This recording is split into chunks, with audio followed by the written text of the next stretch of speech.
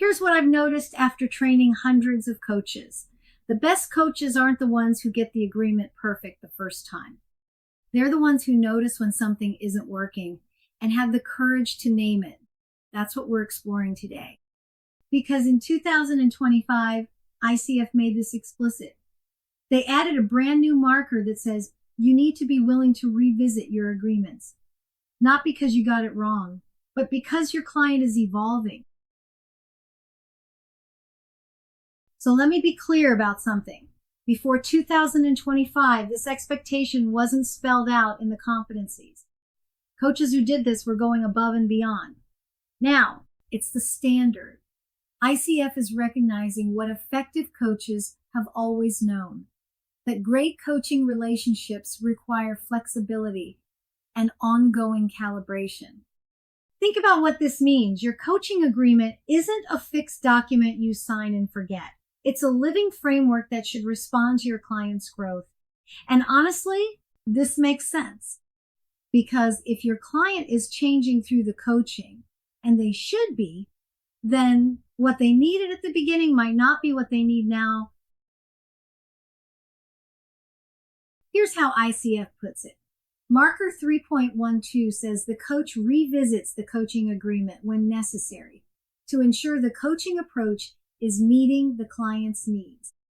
Three things stand out to me in that language. First, when necessary. That means you're using your professional judgment. You're not revisiting for the sake of it.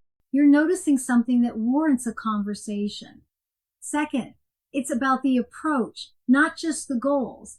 Is the way you're working together actually serving them? And third, meeting client needs, their needs, not what you think they should need, not what they said they needed 3 months ago, what they need right now. So how do you know when it's time? There are some telltale signs. You might notice your client seems disconnected from the work. They're showing up, but they're not really present. The energy that was there in the beginning has faded. Or you might notice progress has stalled.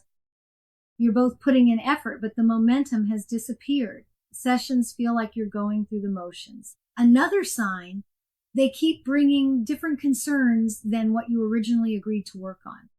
Session after session, they want to talk about something else. That's data. And sometimes it's just a feeling. Something feels off. Trust that. Your intuition as a coach is telling you something worth exploring.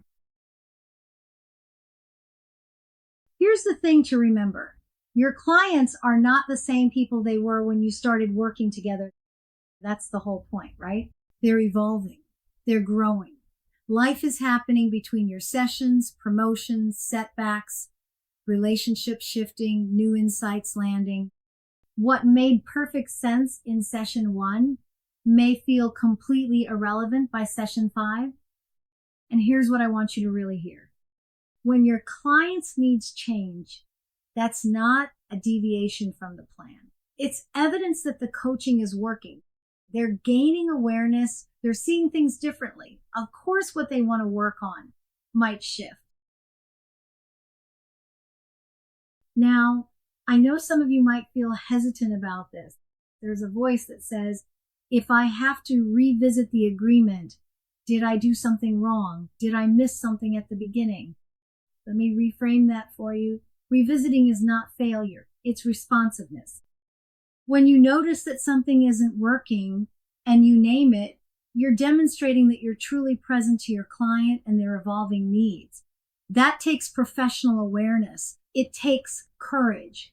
And here's what might surprise you. It actually builds trust. When you acknowledge misalignment, you're showing your client that their experience matters more than sticking to a plan. That strengthens the partnership. It doesn't threaten it. So here's what I want you to take from this. You have permission to revisit agreements when the approach isn't serving your client. Actually, you have more than permission. You have responsibility. ICF is now explicitly measuring this. And when you do it, you're not breaking a contract. You're honoring the spirit of partnership and client-centered practice.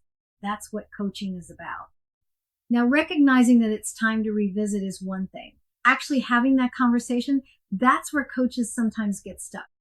So in the next video, we'll look at exactly how to open that conversation with grace, clarity, and confidence.